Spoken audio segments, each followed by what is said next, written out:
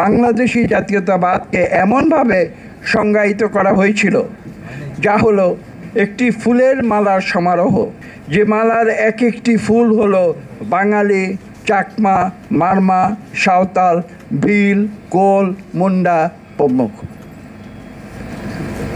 কাজে বুঝতে হবে যে আজকে কেন শহীদ প্রেসিডেন্ট জিয়া রহমান বাংলাদেশি জাতীয়তাবাদের প্রবর্তন করেছিলেন।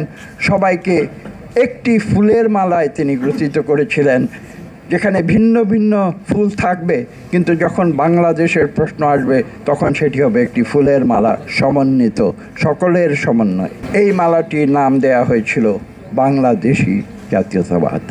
বাংলাদেশি জাতীয়তাবাদের এর চেয়ে মহৎ ও চমকপ্রদ উদাহরণ আর কি হতে পারে আমার জানা নেই। বাংলাদেশের মানুষ তারা আন্দোলন করে সংগঠিত হয়েছে বাংলাদেশ থেকে স্বৈরাচারী সরকারকে উৎখাত করার জন্য, যার চরম পরিণতিতে ছাত্র জনতা ঐক্যবদ্ধ হয়ে বিগত বছরের 5ই আগস্ট বাংলাদেশকে একটি নতুন যাত্রায় তারা পরিচালিত করেছিল।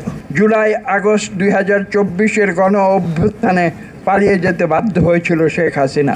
একথা বললে হয়তো অত্যুক্তি হবে না যে ছাত্র জনতার গণ অভ্যুত্থান ঘটেছে বাংলাদেশি জাতীয়তাবাদের মূলমন্ত্রেই। আমি কথাটি জোর দিয়ে বলছি যে কথা বললে হয়তো অত্যুক্তি হবে না, ছাত্র জনতার গণ অভ্যুত্থান ঘটেছে বাংলাদেশি জাতীয়তাবাদের মূলমন্ত্রে।